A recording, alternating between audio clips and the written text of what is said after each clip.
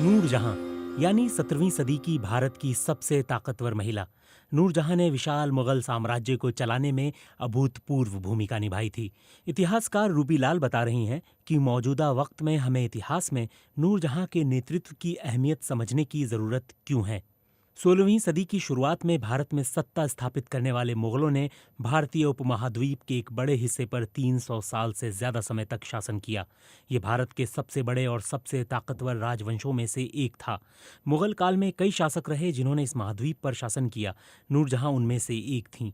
नूरजहां कला, संस्कृति और स्थापत्य कला की संरक्षक थीं। उन्होंने एक से बढ़कर शानदार शहर, भव्य महल, मस्जिद और मकबरे बनवाए। शायद यही वजह है कि नूरजहां भारत, पाकिस्तान और बांग्लादेश के लोक साहित्य में जिंदा हैं। नूरजहां की कहानियां उत्तर भारत के आगरा और उत्तर पाकिस्तान के घरों और ऐतिहासिक इमारतों में सुनाई जाती हैं। आगरा और लाहौर मुगल शासन के दौरान दो प्रमुख शहर थे। खासकर नूरजहां के वक्त में इन शहरों के बड़े बुजुर्ग, टूरिस्ट गाइड और इतिहास के जानने वाले नूरजहां की कहानियां सुनाते हैं कि कैसे वो और जहांगीर एक दूसरे से प्यार करने लगे और कैसे नूरजहां ने एक आदमखोर बाघ को शिकार करके गांव को बचाया। वो बताते हैं कि किस तरह नूरजहां ने हाथी पर बैठे बैठे उस आदमखोर बाघ पर गोली चलाई। वैसे तो लोगों ने नूरजहां के रोमांस और उनकी बहादुरी के किस्से सुन रखे हैं, लेकिन उनकी राजनीतिक कुशाग्रता और महत्वाकांक्षाओं के बारे में कम ही लोग जानते हैं। नूरजहां एक आकर्षक महिला थीं जिन्होंने तमाम अड़चनों का सामना करते हुए मुगल शासन की कमान संभाली। वो महान कवयित्री थीं, उन्हें शिकार करने में महारत हासिल थी और वो स्थापत्य कला में नए नए प्रयोग करने की शौकीन थीं। नूरजहां ने आगरा में अपने माता पिता के मकबरे का डिजाइन तैयार किया। ताजमहल की डिजाइन भी इसी से प्रेरित है।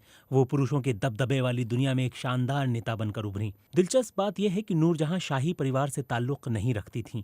इसके बावजूद वो मल्लिका से लेकर कुशल राजनेता और जहांगीर की पसंदीदा पत्नी बनी और उन्होंने विशाल मुगल साम्राज्य पर राज किया। लेकिन नूरजहां उस वक्त में इतनी ताकतवर कैसे हो गईं जब महिलाएं सार्वजनिक जीवन में बमुश्किल दिखती थीं। इसके पीछे नूरजहां के पालन पोषण, उनके आसपास मौजूद उत्साह बढ़ाने वाले लोग, जहांगीर के साथ उनके करीबी रिश्ते और उनकी महत्वाकांक्षाओं का बड़ा योगदान है। नूरजहां का जन्म 1577 के करीब कंधार यानी आज के अफगानिस्तान में हुआ था। उनके माता पिता फारसी थे जिन्होंने सफवी शासन में बढ़ती असहिष्णुता की वजह से ईरान छोड़कर कंधार में शरण ली थी। उस वक्त अरब और फारस के निवासी भारत को अल हिंद कहते थे, जिसकी संस्कृति समृद्ध और सहिष्णु थी। अल हिंद में अलग अलग धर्मों, रीति रिवाजों और विचारों के लोगों के एक साथ शांति से रहने की सुविधा थी। नूरजहां अलग अलग तरह की संस्कृतियों और रीति रिवाजों में पली बढ़ी। उनकी पहली शादी 1594 में मुगल सरकार के एक पूर्व सिख सरकारी अधिकारी से हुई। इसके बाद वो बंगाल चली गईं, जो उस वक्त पूर्वी भारत का एक संपन्न राज्य था। वहीं उन्होंने अपनी इकलौती संतान को जन्म दिया। बाद में नूरजहां के पति पर जहांगीर के खिलाफ षड्यंत्र रचने के आरोप लगे। तब जहांगीर ने बंगाल के गवर्नर को नूरजहां के पति को आगरा में अपने शाही दरबार में लाने का आदेश दिया। लेकिन नूरजहां के पति गवर्नर के आदमियों के साथ युद्ध में मारे गए। पति की मौत के बाद विधवा नूरजहां को जहांगीर के महल में शरण दी गई। वहां की बाकी महिलाएं नूरजहां की मुरीद हो गईं। साल 1611 में नूरजहां और जहांगीर की शादी हो गई।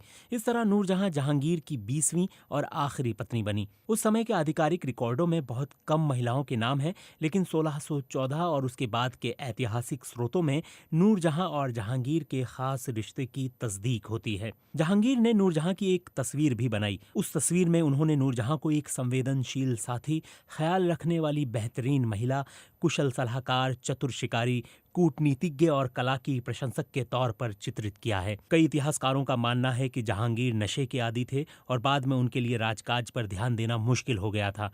इसलिए उन्होंने अपने साम्राज्य की कमान नूरजहां के हाथों में सौंप दी थी। हालांकि ये पूरी तरह सच नहीं है। हाँ, जहांगीर नशे के आदी थे और वो अफीम लेते थे। हाँ, वो नूरजहां से बहुत प्यार भी करते थे, लेकिन नूरजहां के सत्ता संभालने की वजह ये नहीं थी। नूरजहां और जहांगीर एक दूसरे के पूरक थे।